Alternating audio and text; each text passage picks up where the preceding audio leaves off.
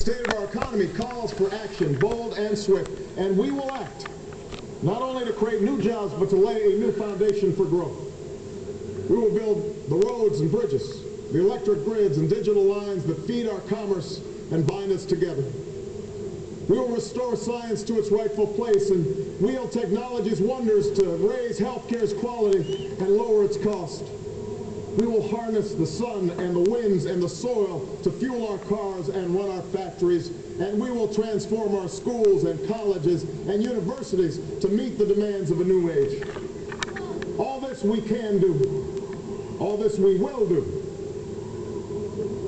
Now, there are some who question the scale of our ambitions, who suggest that our system cannot tolerate too many big plans.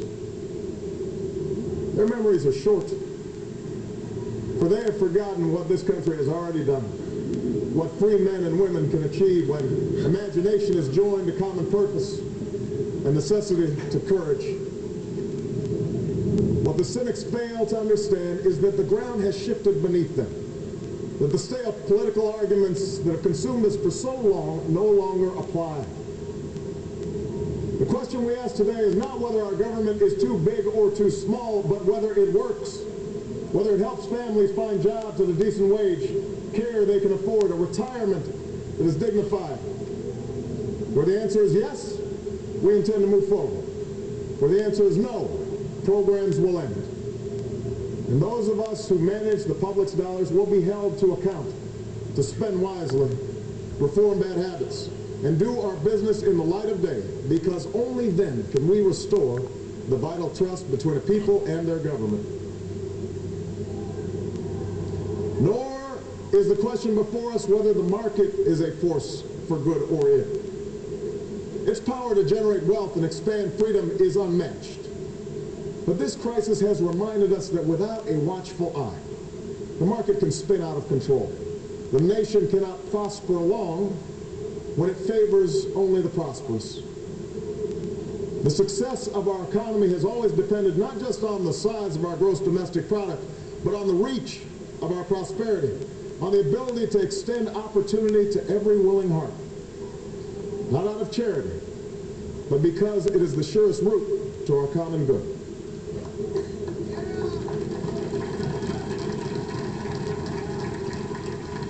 As for our common defense, we reject as false the choice between our safety and our ideals. Our founding fathers,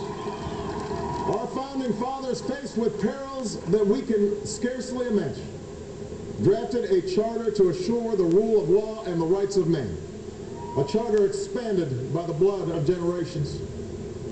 Those ideals still light the world, and we will not give them up for expedience sake. And so, to all the other peoples and governments who are watching today, from the grandest capitals to the small village where my father was born, know that America is a friend of each nation and every man, woman, and child who seeks a future of peace and dignity, and we are ready to lead once more.